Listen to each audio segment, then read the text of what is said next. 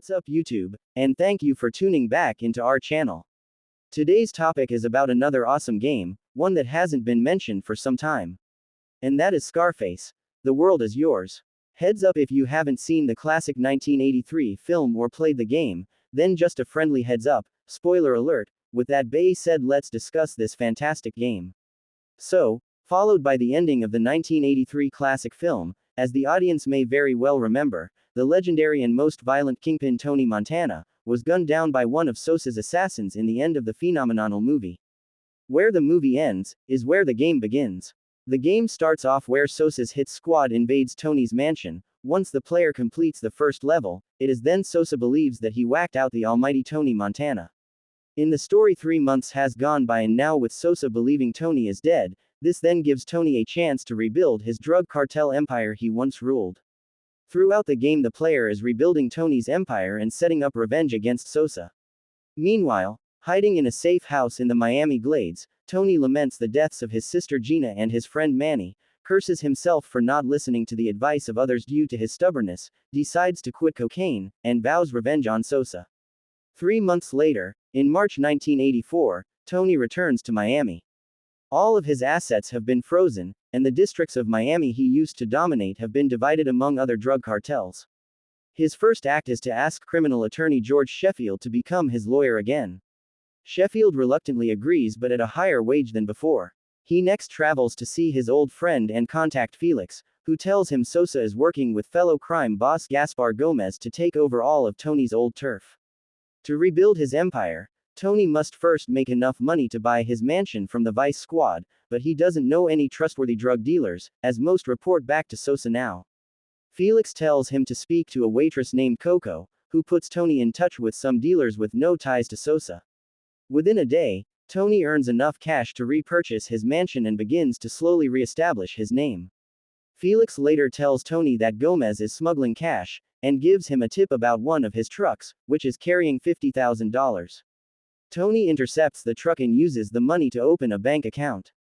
Reconnecting with his old banker, Jerry, he uses the bank to launder his money as he sets out to reclaim control of Little Havana from the Diaz brothers. As Tony's reputation increases, the brothers plan to have him murdered. After surviving one of their assassination attempts, he interrogates the hitmen and learns the Diaz brothers had his mother killed. Furious, Tony kills them both and regains control of Little Havana.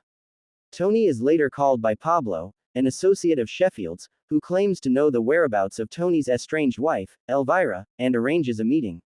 The meet turns out to be a trap, but Tony survives and kills Pablo.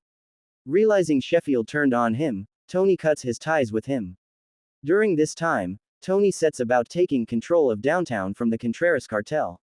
Upon doing so, he is contacted by the Sandman, a cocaine producer from the Caribbean islands south of Miami.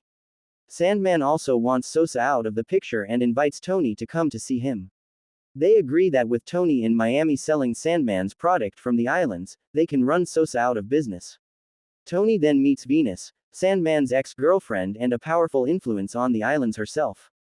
She tells him of the owner of a nearby casino, being run on a disused oil tanker, who is killing women and dumping their bodies overboard and asks Tony to take care of it. Tony goes to the casino and murders the owner, revealed to be Nacho Contreras, formerly in control of downtown's drug trade. After taking control of the South Beach and North Beach districts from Gomez, Tony is again contacted by Sandman, who tells him he has gone to war with the Colombian drug cartels and asks for his assistance. Tony helps Sandman defend his plantation, before heading to his processing lab on the island of Tranquilandia, which has been taken over by the Colombians. After Tony kills them and rescues the workers, who were taken hostage, Sandman gives him ownership of his plantation. Now in charge of both production and distribution, Tony has become the most powerful drug lord in the area, henceforth he can finally go after Sosa, who is in Bolivia.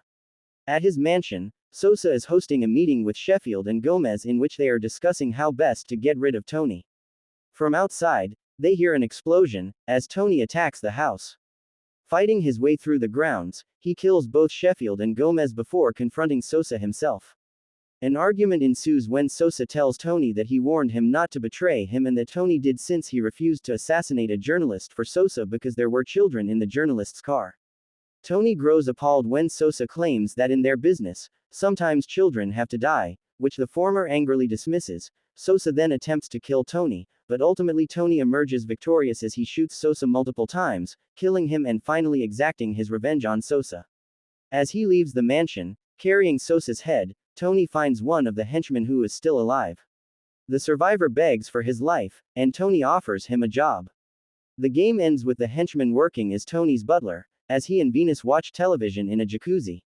Feeling good about his life, Tony declares he finally has what he always felt was coming to him, the world. To be honest, this game is hella dope and I feel it deserves to be remastered. With that being said, thanks for watching and be sure to stay tuned for more upcoming gaming content.